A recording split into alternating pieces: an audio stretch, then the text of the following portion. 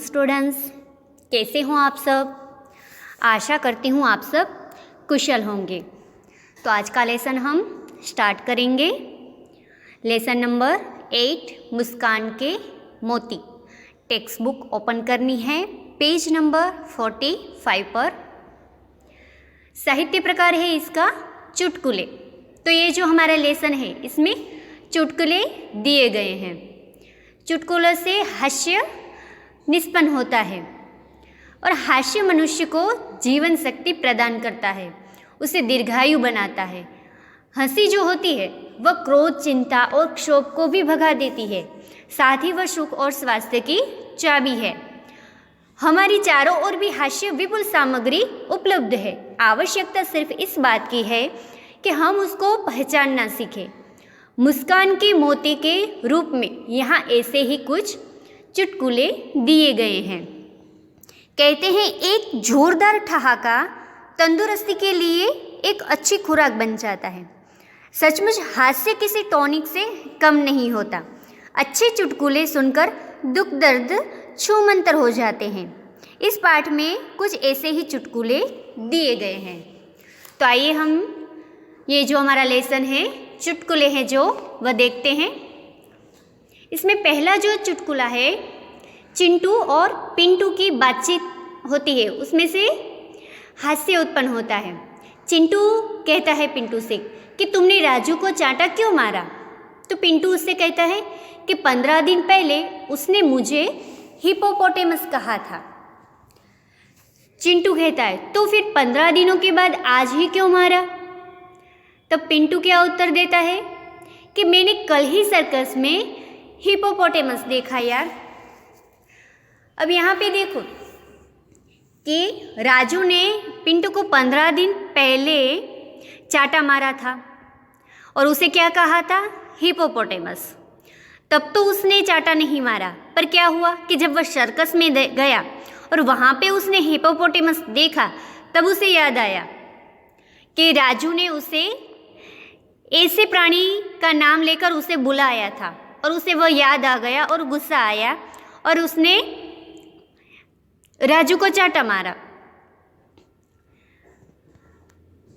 यहाँ पे इस बात में हास्य उत्पन्न होता है कि जब उसे हिपोपोटेमस कहा तब तो पिंटू को पता नहीं था कि हिपोपोटेमस कैसा लगता है, पर जैसे सर्कस में उसने हिपोपोटेमस को देखा तब उसे पता चला कि असल में ऐसा होता है।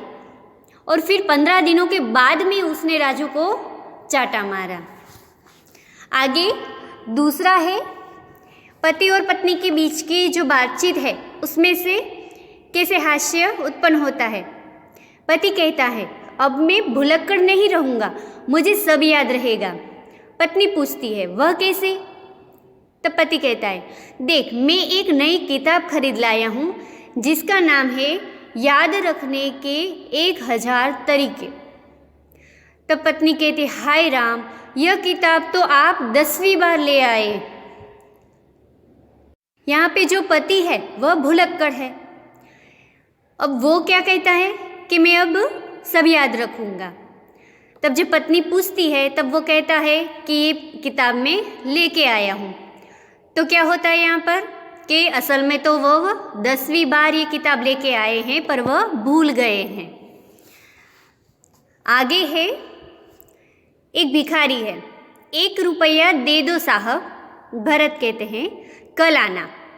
तो भिखारी कहता है कल आने के चक्कर में इस मोहल्ले में मेरे लाखों रुपए फंसे हैं। अब जो भिखारी है वो एक व्यक्ति के पास से रुपया मांगता है, तो व्यक्ति क्या कहता है कि कल आना।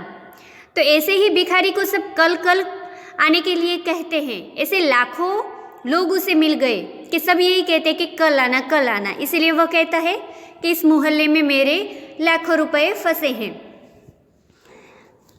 आगे है दूसरा चुटकुला, शिक्षक। वह कहते रमेश 50 में से कितने कम करने से 5 बचेंगे। रमेश कहते हैं गुरुजी 0 निकाल दीजिए। देखिए आप भी कभी इस प्रकार के मस्ती के मूड में होते हैं तो ऐसे उत्तर दे देते हैं। यहाँ के 50 में से उसने क्या कहा कि 0 को निकाल दीजिए तो 5 बचेंगे, यानी कि ये इसमें से हाशिया उत्पन्न होता है। सही में इस तरह से 0 कम करने से 5 नहीं बचते। तो ऐसी बातचीतों से हाशिया उत्पन्न होता है। और भी हमारे आसपास भी ऐसे बहुत से बनाव बनते हैं जिससे हाशिया उत्पन्न होता है। आगे है, सुशील कहता है, मेरे पिताजी जब माचिस की डिबिया खरीदते हैं तो सारी तिलियां गिनते हैं कि कहीं कम तो नहीं। तब गीता कहती है, मेरे पिताजी माचिस की डिबिया खरीदते हैं तो सारी तिलियां जलाकर देखते हैं कि कोई तिली खराब तो नहीं। अब यहाँ पे क्या होता है कि दोनों के पिताजी जो करते हैं उससे हाशिया उत्पन्न होता है कि माचिस की तिलियां एक एक गिनते हैं, और गीता के पिताजी क्या करते हैं कि सारी जला कर देखते हैं कि कोई खराब तो नहीं। अब सारी जला कर देख लेंगे फिर उसका कुछ उपयोग ही नहीं होगा। आगे पेज नंबर 46 पर सुरेश कहता है, यह टायर कैसे पंक्चर हो गया? महेश कहता है, एक कांच की बोतल पर चढ़ गया था। सुरेश, क्या तुम्हें बोतल नहीं दिखाई दी? महेश कहता है, क्या बताऊँ यार, वो तो उस आदमी की जेब में थी जो मेरी कार के नीचे आ गया। ऐसे देखा जाए तो ऐसा लगता है कि महेश के टायर का पंक्चर वो कांच की वजह से हुआ है, पर सही बात क्या है कि किसी आदमी के ऊपर उसने कार चला दी है और उसकी जेब में कांच की बोतल थी और उसकी वजह से उसका गाड़ी का टायर पंक्चर हो गया है। आगे यहाँ पे कुछ पिक्चर दिए गए हैं कि मंदिर में सब दर्शन कर रहे हैं। कुछ लोग हैं जो वो जूते, जो नोटिस बोर्ड लगाया गया है कि आपके जूते बाहर निकालिए, तो कुछ लोग जूते बाहर निकाल कर फिर दर्शन के लिए अंदर आते हैं। और वहीं पे एक आदमी जो है वो क्या करता है, देखिए, इससे हास्य पैदा होता है कि आदमी जूते मंदिर के बाहर निकालने के बदले जूते सहित पैर को ही बाहर निकालकर प्रणाम कर लेता है। तो ऐसा चित्र देखकर हंसी आती है। आगे नीचे दूसरा चित्र जो दिया गया है कि 10 मस्तक किसके थे? रावण के।